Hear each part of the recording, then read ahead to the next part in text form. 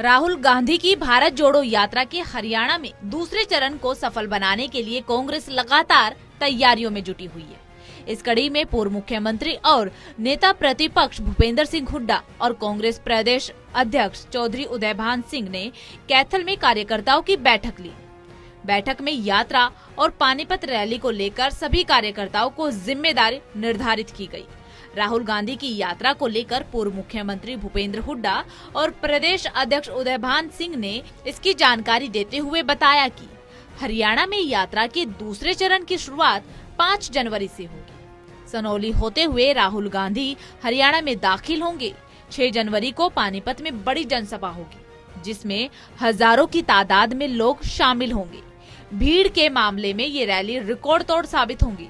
उसके बाद 7 जनवरी को यात्रा करनाल और 8 को कुरुक्षेत्र में पहुंचेगी। 10 तारीख को ब्रेक डे रहेगा। इसके बाद 11 तारीख को यात्रा अंबाला से पंजाब में दाखिल हो जाएगी। पूर्व मुख्यमंत्री भूपेंद्र हुड्डा ने कहा कि यात्रा का मकसद राजनीतिक उद्देश्य और वोट साधना नहीं है, बल्कि इसका मकसद बेरोजगारी और महंगाई जैसे मुद्दों को उठाना है। यात्रा जात, पात और धर्म के नाम पर बंटवारे और लोगों को लड़वाने वाली राजनीति के विरोध में जन जागरण अभियान है। 3 दिन के विधानसभा सत्र को लेकर हुड्डा ने आरोप लगाते हुए कहा, सरकार पूरे सत्र में अपनी जवाबदेही से भागती नजर आई।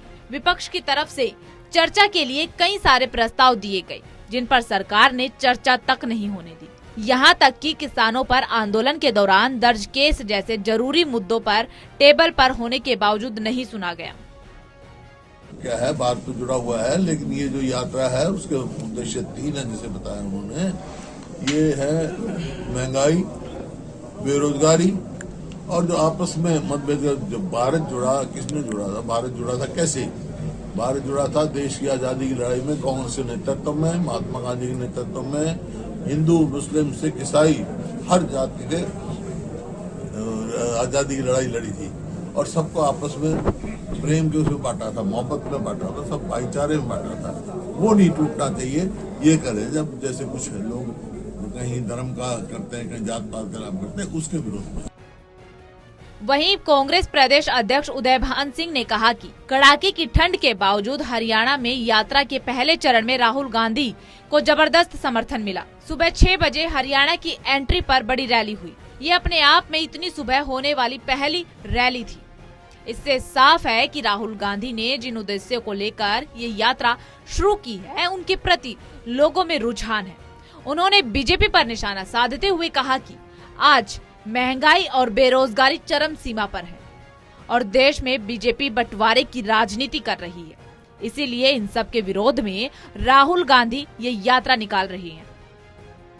बहुत ही शरद रात्रि में सुबह 6 बजे आपने दिन की रैली देखी, शाम की रैली देखी होगी, कुर्सियों की खड़े हुई रैली देखी होगी, बारिश की रैली देखी होगी, लेकिन वहां हरियाणा की जनता ने सुबह 6 बजे भीषण सर्दी में, कोहरे में वहां पर रैली करके वहां पर रैली हुई थी और इतना भारी जन समर्थन पहले मेवात जिले में, फिर गुड़गांव जिले के सोहना में और फिर उसके बाद फरीदाबाद जो जन सैलाब निकल के आया, उससे पूरी तरह से संकेत गया कि जो आदरणीय राहुल जी ने जो यात्रा शुरू की है, जिन उद्देश्यों को लेकर के शुरू की है, उसके प्रति लोगों में भारी आकर्षण बढ़ा है।